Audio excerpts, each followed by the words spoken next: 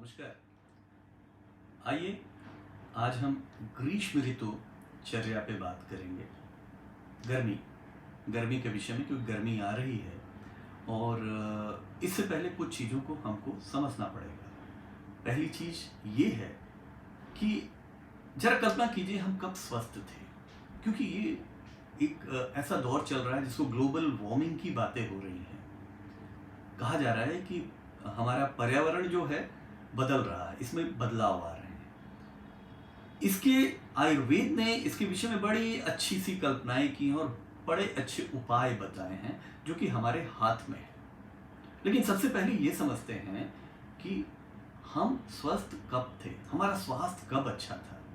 जो वेलनेस की बात है, अगर वेलनेस की बात करें तो अथर्ववेद का उपवेद है आयुर्वेद। इसमें 5000 वर्ष पहले ये बताया गया, जब हम जंगलों में रहते थे, पेड़ों में रहते थे और नेचर के साथ रहते थे, तो हम लोग बहुत हर तरीके से स्वस्थ रहते थे। और डेथ के दो ही कारण होते थे, या तो मृत्यु नेचुरल तरीके से आती थी या कोई प्रिडेशन से, जैसे शेर खा ले या जानवर खा ले या कुछ इस तरीके से मृत्यु हुआ करती थी।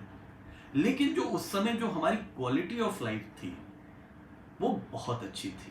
परेशानियां कब बढ़ी, बीमारियां कब आई, जब हम कम्युनिटी में आके रहने लगे, जब हम ग्रुप में रहने लगे। तो वहां, क्योंकि बीमारी का जो मुख्य कारण होता है हमारे आहार से आता है, क्योंकि आहार कई बार विचार लाती है वैसे। और ये आहार और जो आहार की जो कल्पनाएं भी थी ना, वो कल्पनाएं भी हमारी ऋतुओं के अनुसार थी, सीजन्स के अनुसार थी। लेकिन इस समय हम लोगों ने देखा कि आयुर्वेद ने बताया कि अगर आहार हमारा अच्छा होगा, ऋतुओं के अनुसार हमारी रिजीम अच्छी होगी, तो क्या क्या फायदे होंगे। सबसे बड़ा फायदा होगा कि जो हमारी हित आयु है, सुख आयु है, जो आयुर्वेद में, क्योंकि आयु का वेद है ना, हित और सुख आयु को एक बल मिलेगा, मतलब क्वालिटी ऑफ लाइफ बहुत अच्छी होगी। हमारे सोच विचार उसमें एक चेंज आएगा। जैसे महर्षि चरक ने भी कहा है कि हमारे भोजन की कल्पनाएं जो है ना, वो 68 कल्पनाएं हैं, जिसमें से कुछ वेज और कुछ नॉन वेज है, लेकिन इसमें वेजिटेरियन शाकाहारी बहुत ज्यादा है। ये भी बताया गया है कि बिना अग्नि जल के कोई चीज हम कुक नहीं कर सकते, कोई चीज प्रभाव में आ नहीं सकती है। इसी तरह हमारे जीवन में हर ऋतु के अनुसार कुछ भोजन बताया गया है। और ये ऋतुएं कैसे हुई है, जिस तरीके से पृथ्वी पे 75% जल है, वैसे ही हमारे शरीर में भी 75% पानी है। थोड़ी सी हम कल्पना करें, जैसे बताया गया ना, वात पित्त और कफ, वैसे ही ये वात पित्त कफ हर ऋतु में, हर ऋतु के समय ये बदलता रहता है। जैसे हर दोष, इसको आयुर्वेद में दोष कहते हैं, ह्यूमर्स कहते हैं, ये स्तंभ हैं, पिलर्स हैं, ये कनेक्टेड होते हैं 6 प्रकार के रसों से। वो रस है, मधुर है, अम्ल है, लवण है, तिक्त है, कटु है, कषाय है। इस तरीके के ये रस हैं। अब इन रसों में असल में देखा गया है कि ये रस किस मौसम में किसी की कमी होती है और क्या बढ़ा दे तो वो ना रहे। और जब वो रस बढ़ता है तो वात या पित्त या कफ से जो संबंधित बीमारियां होती हैं वो नहीं होती हैं। अगर हम पहले से इसका ध्यान रखेंगे तो इसकी बहुत सारे हम लोगों को लाभ मिलेंगे। दूसरी चीज बताई गई है कि जो ये वात और पित्त कफ है, इसके भी भोज्य जो पदार्थ हैं हमारी उम्र से भी रिलेटेड होते हैं। जैसे बच्चा जब पैदा होता है तो कफस होता है, और जैसे जैसे उम्र बढ़ती है, जो यूथ होता है ना, 14 साल से लेकर 50 साल के बीच में, इसमें जो होता है ये पित्त काल होता है। इसमें आपने देखा होगा कि पेट से रिलेटेड बीमारियां भी होती हैं और पेट रिलेटेड परेशानी, ये भी ऋतु से हम इसको एक कर सकते हैं। और तीसरी चीज जो परेशानी आती है वो आती है वात का, जो 50 साल के बाद वात का, तो उस समय वात से रिलेटेड परेशानियां होती हैं। एक चीज और महत्वपूर्ण है कि भोजन से पहले वात रहता है वात रहता है क्योंकि पेट खाली रहता है, मध्य में पित्त हो जाता है क्योंकि अग्नि प्रदीप्त होती है, और अंत में वात होता है। तो ये तीनों चीजें मिली हुई हैं। ऐसे ही सुबह के समय दिन की शुरुआत में कफ होता है, दोपहर में पित्त और शाम को वात। ये सब चीजें ऋतुचर्या, दिनचर्या, रिजीम्स में लेके ये कल्पनाएं इनके परमिटेशन कम्बिटोरियल को लेके बनाई गई हैं। अब आते हैं हमारी ऋतुओं के अनुसार। हमारे यहाँ 6 ऋतुएं होती हैं, ग्रीष्म, वर्षा, शरद, हेमंत, शिशिर, वसंत। ये हमारी 6 ऋतुएं हैं। इसमें से 3 ऋतुएं हैं, उनको बांट दिया गया है आदान काल में। आदान काल जिसमें सूर्य बलवान होता है, और 3 ऋतुएं हैं उनको बांट दिया गया है जिस समय चंद्रमा बलवान होता है, जिसको विसर्ग काल कहते हैं। ये जो समय चल रहा है ये है आदान काल। ये प्रारंभ होता है, ये वसंत, शिशिर और ग्रीष्म, ये जो ऋतुएं है ना, ग्रीष्म काल, ये जो आदान काल प्रारंभ हुआ है ये हुआ है जनवरी 15 से लेकर ये खत्म होगा जनवरी हमारे 15 ऑफ जुलाई तक। इसी में ग्रीष्म ऋतु जो अब चल रही है, इसमें होता क्या है? इस समय आप देखेंगे कि सूर्य क्योंकि नॉर्थ पोल की तरफ जाता है, सूर्य की किरणें सीधे पड़ती हैं और पूरी ताकत खींचता है। हम भूमंडल का स्वभाव भी रूखा सूखा देखते हैं, ड्राइनेस देखते हैं, इसका प्रभाव हमारे शरीर पे पड़ता है। हीट बहुत ज्यादा होती है। हमने नदियों को देखा, नदियां सूखती हैं और नदियों के किनारे किनारे आप देखिए, किनारे बढ़ जाते हैं, रेत दिखने लगती है, मिट्टी दिखने लगती है। पेड़ जो होते हैं वो उसमें छाया की कमी आ जाती है। तो ये इसके एक चीजें, हवाएं गर्म बहने लगती हैं, शरीर में एकदम गर्मी सी रहती है। बताया गया है कुछ श्रेष्ठ अपथ्य हैं जिसको कि कभी नहीं करना चाहिए इन ऋतु में। वो है क्या क्या? वो बताया गया है, पहला है कि अपथ्य में कि अपक्व दही नहीं लेना चाहिए। लोग होते हैं ना, अध पकी दही ले लेते हैं, वो नहीं लेना चाहिए।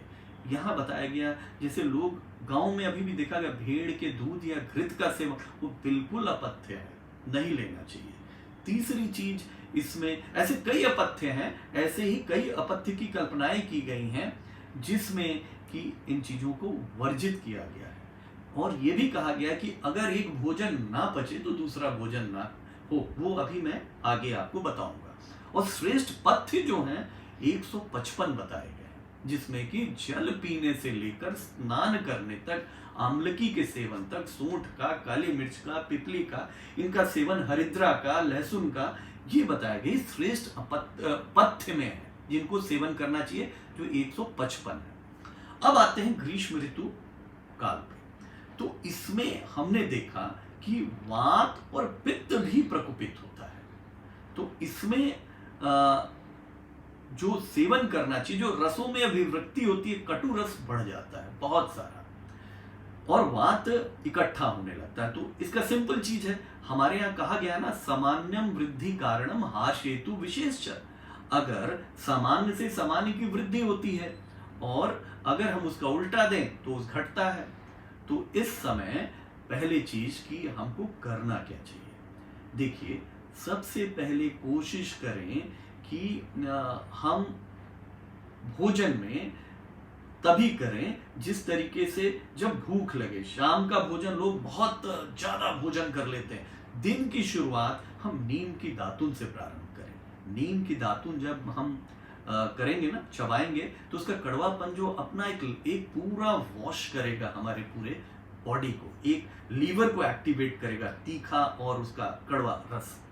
उसके बाद हम लोग को चाय और कॉफी नहीं लेना चाहिए जी, इसलिए कि हमारे इंटेस्टाइन को, हमारे पेट को, हमारे अग्नि को वो डिस्टर्ब करता है, हमारी अग्नि को, और उसमें कैफीन भी होते हैं, हमारी आंतों के मूवमेंट को स्लो करता है, जिससे कि कॉन्स्टिपेशन आते हैं। इसी को हम लोग कहते हैं आम, अनडाइजेशन के प्रोडक्ट। तो जब अनडाइजेशन के प्रोडक्ट नहीं निकलते हैं तो प्रॉब्लम होती है। तो सुबह की शुरुआत चाय कॉफी से ना करके गर्म पानी से करें, और गर्म पानी में सूंठ, काली मिर्च, अदरक कूच के डालकर और गुड़ या राब अपने हिसाब से डालकर उसका सेवन करें। उसके बाद हम 2-3 घंटे बाद फिर कुछ थोड़ी सी चीज लें, जिसमें दलिया हो सकती है, खिचड़ी हो सकती है।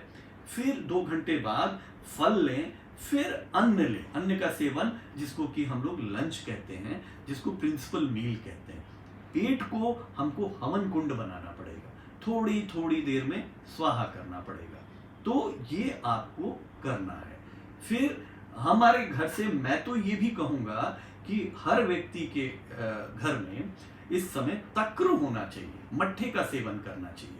और जो भी हम रोटी भी जो खाएं तो उसमें कोशिश करें बेसन और 2 अन्न से मिला हो, बेसन और गेहूं, मल्टी ग्रेन जो कहते हैं ना, 2-3 ग्रेन्स का बना हो। दाल हमारी जो मिक्स्ड दाल भी लें, और मट्ठे का तक्र का सेवन करें इस समय, और गुलकंद वगैरह का सेवन हो सकता है। फिर आगे हम जैसे जैसे बढ़ेंगे तो शाम के वक्त कोशिश करें कि मिक्सचर्स का सेवन ना करें, हम लाई चना का सेवन करें। इस समय घर से बिस्किट्स का भी सेवन ना करें, क्योंकि इसमें मैदा होता है। फिर वो हमारे इस गर्मी में, क्योंकि पाचन हमारी अग्नि पे बहुत बड़ा इफेक्ट होता है। शीतल जल ना ज्यादा लें, कोल्ड ड्रिंक्स वगैरह ना करें। हम कोशिश करें सुराही का पानी, नए नूतन मिट्टी के बर्तनों में बने हुए उसमें जल रखें, क्योंकि वो जो जल में जो गुण आता है वो बहुत ही बॉडी को एक होमियोस्टेसिस, उसका एक टेम्परेचर मेंटेन करता है। ये तो हमारे खाने पीने का तरीका। और कुछ पेय पदार्थ की, जैसे सत्तू में वाटर रिटेंशन कैपेसिटी होती है, वो पानी को बहुत रोकता है और बॉडी में टर्जिडिटी बनाए रखता है, फीलिंग ऑफ फुलनेस देता है। हम इसमें कोशिश कर सकते हैं आम का बना हुआ पन्ना, आम का पन्ना वो भी इलेक्ट्रोलाइटिक डिसबैलेंस को कम करता है और हमको जैसे रुचिकारक, भोजन रुचिकारक करता है। एक गुलकंद वगैरह लोग प्रयोग करते हैं, उसको लें। मट्ठा का सेवन ज्यादा से ज्यादा करें इस समय। और शाम के वक्त कोशिश कर, जो हमारी लाइफस्टाइल होनी चाहिए, हम गार्डन में निकलें, अगर शहर में रहते हैं पार्क्स में निकलें, या अगर गांव में रहते हैं बगीचे में जाएं, दोस्तों से बात करें, शीतल वायु जब शाम को बहती है उसमें रहें। क्योंकि इस समय जो वायु होती है ना, सदर्न वेस्टर्न वायु, दक्षिण और पश्चिम की जो वायु होती है वो बहुत ही शीतल होती है और बड़ी ही अच्छा सुख कारक होती है, क्योंकि इसी के बाद मानसून स्टार्ट होता है। तो कहने का मतलब ये है कि लोगों से बात करें और खूब खुश रहें। रात का समय अगर हम चंद्रमा की किरणों में सोएंगे तो वो डिस्ट्रेस करती है, वो बहुत अच्छा होता है सोने का। तो ये रहा। और थोड़ा सा कपूर, पानी में कपूर डालकर भी प्रयोग किया जा सकता है। और ये उद्दित है हमारे, लिखा गया है।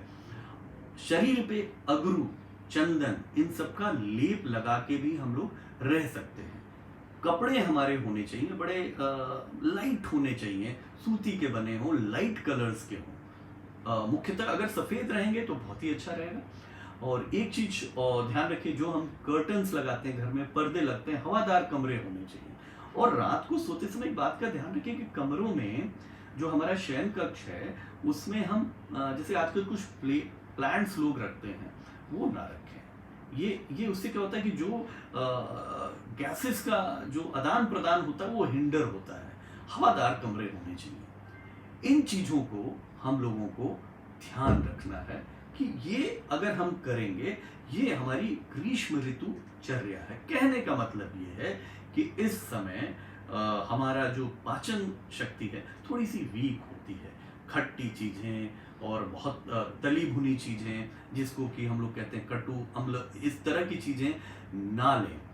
मीठा ले सकते हैं, क्योंकि वात को कम करने के लिए हमको कफ जैसी चीजों को प्रयोग करना पड़ेगा। और इस समय धनिया की चटनी वगैरह का पानी में मिला के हम पी सकते हैं, जो कि मूत्रल होती है, यूरिन आउटपुट बढ़ाएगा। अब एक बहुत महत्वपूर्ण पार्ट ये होता है कि हमारा शरीर पंचमहाभूत से बना है, और हमने देखा हर ऋतु में परिवर्तन। जैसे अभी जो वात इकट्ठा है वो जाके हमारे शरद ऋतु और वर्षा ऋतु में प्रकोपित होता है, जो कि न्यूरोलॉजिकल डिसऑर्डर देता है, जो हमारी तो वो पहले से ही अगर हम उपाय कर लें अपने खान पान और रहने में। एक चीज और इसमें बताना चाहिए कि हमको धूप का सेवन कम से कम हो करें। धूप का आतप, जिसको आतप कहते हैं, सेवन नहीं होना चाहिए। एक्सरसाइजेस, व्यायाम नहीं होना चाहिए, क्योंकि वैसे ही प्राणियों का बल सूर्य खींचता है, ये उत्तरायण काल है।